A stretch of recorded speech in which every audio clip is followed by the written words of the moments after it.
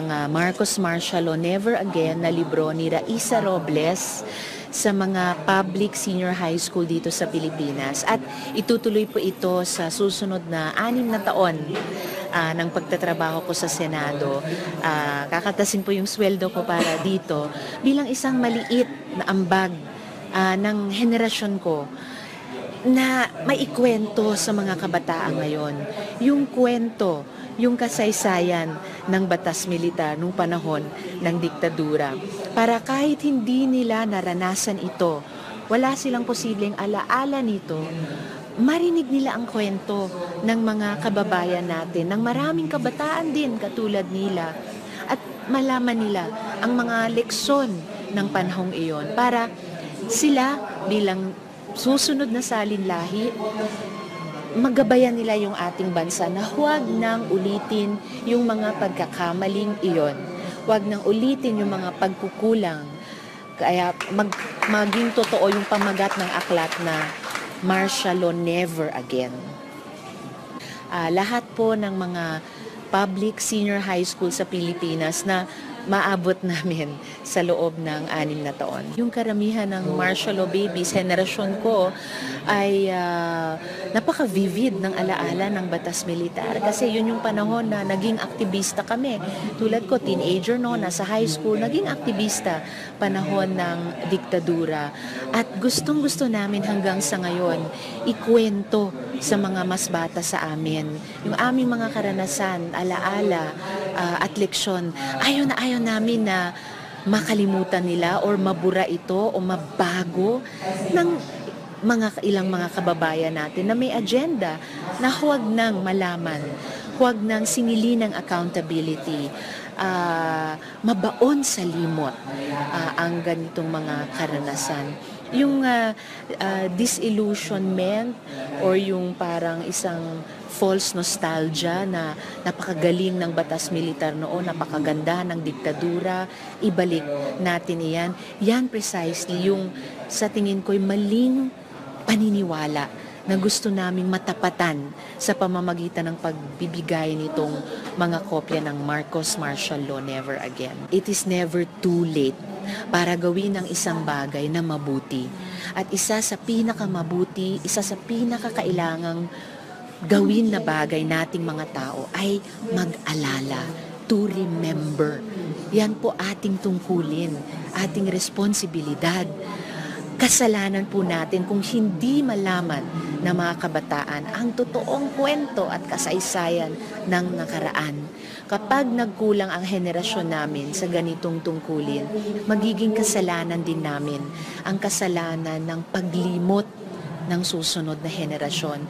At sabi nga ng ating mga tunay na bayani, pag ang isang sambayanan nakalimot, makukundena tayong ulitin ang mga pagkakamali ng nakaraan. Ilocano po, syempre po, namulat po kami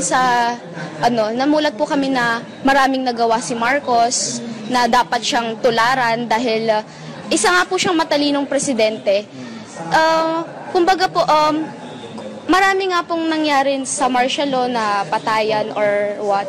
Pero po may mga may mga advantages. Yun po yung pinamulat sa amin na maraming advantages sa martial law na mas nag-progress po. Nag-progress po yung country natin. And para po sa akin, yung mga nagawa po ni President Marcos, marami po siyang nagawa. And part po siya ng naging sundalo din po siya. Para po sa akin, may karapatan po siyang, sana po, may karapatan po siyang ilibing sa libingan po ng mga bayani. Kasi po naging sundalo siya, marami po siyang nagawa, which is marami na rin pong natulungan. At bakit po kasi lagi nating inaalala yung sa past? Di ba po dapat po tayo mag-move on? Dapat po tayo mag-move on para po sa present, mas mapabuti pa po natin. Kung may mga hindi po dapat maulit, yun na lang po sana yung i-focus natin. Itong dinonate ng mga libro sa school niyo, sa tingin mo paano ito makakatulong sa pagkakatuto ninyo about sa kasaysayan? Ayun nga po, di ba po marami pong mga disadvantages sa martial law. Sana po yun na lang po yung maging aral na sana hindi po ito maulit o hindi po dapat na mangyari mangyari ulit. Pero po sana po, yung image po ni Marcos, tingnan rin po natin yung other hand, yung other side na marami din po siyang nagawang mabuti. Gusto ko po sana na sa libro po na yon, sana po ma-visualize po natin yung ganda pa rin, yung mabuting ginawa pa rin ni Marcos. Para naman po sa ganun, hindi po tayo makasira ng image. Even though parang sira na nga po yung image ni Marcos dahil nga po sa martial law. Pero po sana po patuloy pa rin po yung pag-develop sa mga nagawa niyang mabuti. Tsaka po hindi na po maulit yung mga contesting kung hero ba si Marcos, wala akong pakialam. Whether hero siya o hindi, pagkasundalo siya. Yung hero politika na yan eh. One is the president. Number one qualification, malibing ka. Tapos pangalawa, sundalo ka. Whether I favor the opposition or I side with the Doso, yung pamilya na Marcos, I'm limited to what is the law. This issue has divided the nation. Lahat ng Ilocano say that si Marcos talaga hero. But there is the law that favors the Burial. So why should bakit pa ako pag dilidali ibang presidente ayaw? Hero. Hindi hero, di hindi. Sundalo, oko. Maganda siyang presidente. Depends.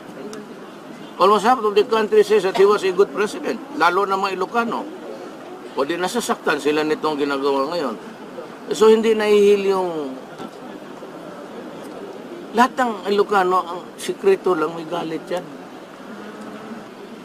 But they only sa kanilang kapwa Ilocano. several millions out of the 100 No, I don't think million so. You know why? Filipinos. You know why hindi mag-abot ng milyon yan? Tignan mo pagtakbo ni Bongbong. Ilang diferensya lang sila. It's about 200,000. Tapos sabihin ninyo na it's still fresh. Even Bongbong Marcos was, sabi niya, dinaya siya. Baka. Kung hindi siya dinaya, talagang manalo siya. So the election result, Mayor, is one of the parameters. Well, even then, I said, the number is very minimal. If it's an indication to you that there is no more such thing as a Marcos trauma, just look at the results of the election. It will tell you that si Lenes, naghabol silang dala. Ilan ang boto na It's about 600 to 200,000.